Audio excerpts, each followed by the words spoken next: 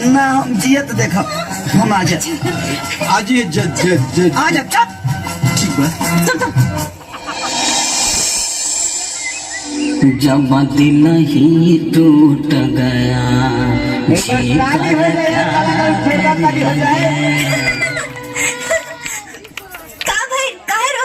का बताई मैडम जी, हम बहुत मजबूरी में बानी।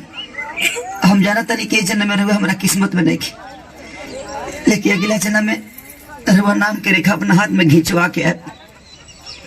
और एगो इम्पोर्टेंट बात, रवा बहुत सुंदर बनी, हमरो से सुंदर लड़का रवा मिल जाए, एगो अच्छा लड़का देख के बियाह कर ले।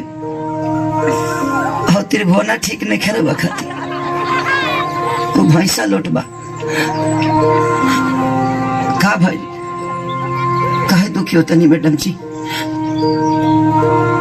हमके पता बा कि रवा हमरा से प्यार करे लगल बानी। अरे नाना ऐसा बात नहीं है, तुझे भी बाड़ा जैसन भी बाड़ा ना जाने का है। तोरा साथे बात करे में हमरा बहुत अच्छा लागत रहे, पर अब तो तोहर शादी हो जाई तो तू अब तो हमरा मिले ना आई बा, बस यही से। ऐसे कैसे न मिले आज? अरे वो जब भी बुला हम घोप देना चल चल झूठा, तो शादी के बाद हमरा से मिलबा कि अपने मेहरारू से? मेहरारू तो मजबूरी होली, लेकिन रवा तो हमारे पसंद है ना। अच्छा अब बस बहुत हो गए, अब घरे जा जल्दी, ना तब पता चले कि दूल्हा के बगैर ही बारात चल गए। जी मैडम जी,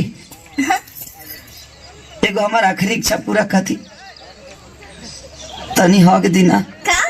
हाँ हाँ, हीरो हीरोइन फिल्म में अलग होके से पहले हगे लो ना, और सही लोग हक दीना।